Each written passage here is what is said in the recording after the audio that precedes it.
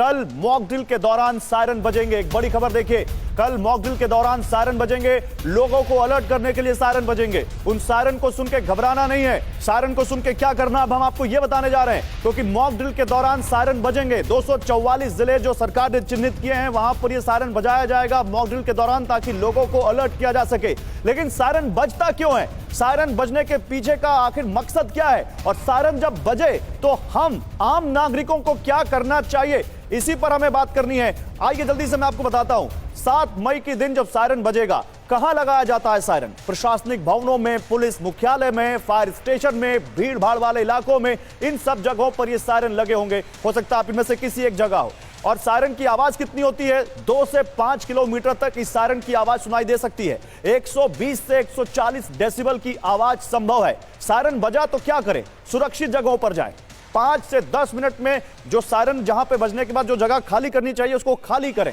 पहले कब बजा था सायरन? 1971 में बजा था, 1965 में बजा था, 1962 में बजा था। तो अब बहुत टाइम हो गया, एक बहुत पीढ़ी, लंबी पीढ़ी, बड़ी पीढ़ी आ गई जिसको सायरन के बजने का कोई अनुभव देश में है नहीं। अब ये देखिए 5 4 3 2 1 अब आएगा सायरन, डीजे सायरन।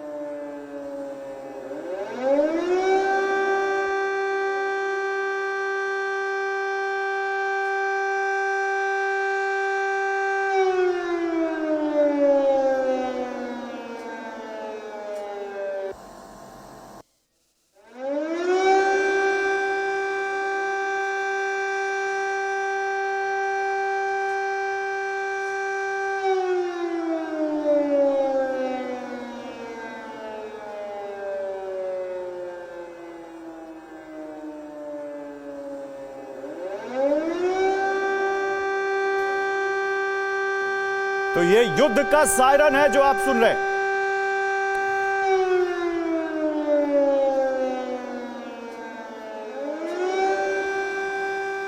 तो ये युद्ध का सायरन है। मॉक ड्रिल ऑन है, डेमो चल रहा है मॉक ड्रिल का। ये मॉक ड्रिल नहीं हो रही है, मॉक ड्रिल का डेमो हम आपको दिखा रहे हैं।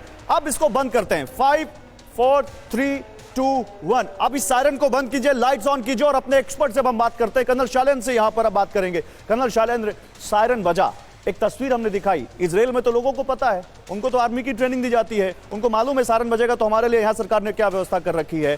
फर्ज कीजिए दिल्ली में सायरन बज जाता है किसी भीड़ भाड़ वाले बाजार में, या ये लोग जो जहां से भी हैं, दिल्ली, लखनऊ, या जो हमें स्क्रीन के उस पार जो लोग हमें देश भर में कहीं से भी देख रहे हैं, अगर उनके यहां सायरन बज जाता है तो क्या करें वो? और जय हिंद, नमस्कार। पहले तो मैं ये बता दूं कि ये सिविल डिफेंस नहीं है, ये सिविल ऑफेंस है। 140 करोड़ आप लोग हो मेरे सैनिक, और मैं सरहद पर तभी लड़ पाता हूं जब मुझे पता है मेरी फैमिली सिक्योर है। तो इसको कभी भी सिर्फ डिफेंसिव मत लीजिएगा, ये आपके तरफ से ऑफेंस है, मेरी सिविल सोसाइटी का ऑफेंस है कि हम अपनी रक्षा कर सकते हैं, हम अपने आप को बचा सकते हैं। आपकी बात आ गई सायरन की, बहुत जरूरी है ये समझना, जो कि इस समय शायद नहीं लगेगा। सायरन बजेगा कब? जब हमारे कंट्रोल रडार्स और सिस्टम्स जो हैं डिटेक्ट करेंगे कि जहाज हमारी तरफ आ रहा है। वो किस तरफ आ रहा है और कितना डायरेक्शन चेंज करता है वो एक अलग बात है, लेकिन जब सायरन बजा है तो आपके पास, जैसा बताया गया, 5 से 7 से 8 से 10 मिनट का टाइम है। इसलिए अगर एक एज अ ग्रुप एग्जांपल दें, हम बीच वाले लड़के को एकदम से जंप मारकर बाहर जाने की जरूरत नहीं है। आपके पास बहुत टाइम है। अगर आप वो जो इजराइल वाला देख रहे थे ना, 4 बच्चे भाग रहे थे लेकिन 2-3 पैदल भी चल रहे थे, वो समझदार हैं, क्योंकि आपका ये जैसे ही सायरन बजा, आपका पैनिक सेट नहीं होना चाहिए। घर जाइए, अपनी सोसाइटी में जाइए, बताइए, इस बात को बढ़ाइए कि सायरन बजने का मतलब पैनिक नहीं है। सायरन बजने का मतलब है कि जो मैं ऐसे ऐसे चल रहा था अब शायद मैं ऐसे ऐसे चल लूं। सिर्फ फर्क ये होने वाला, तो तेज चले, तेज चले, ऑब्वियसली। अब आप बताइए, एक बार फिर से दिखाइए, एक बार फिर से दिखाइए। मैं आपको बताता हूं, अब मैं इस जगह हूं और जैसे ही सायरन बजा, एक तरीका यह है कि मैं इसको गिराऊं और भाग लूं। ये नहीं करना है।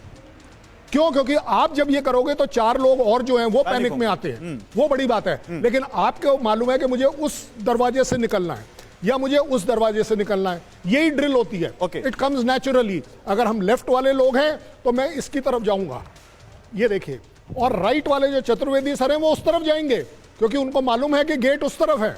तो अगर ये वाले ब्लॉक को एग्जिट करना है यहां से, ये इधर से करे, वो उधर से, ये आपकी सोसाइटी में, आपके मॉल्स में आपको बताया जाएगा, सिखाया जाएगा।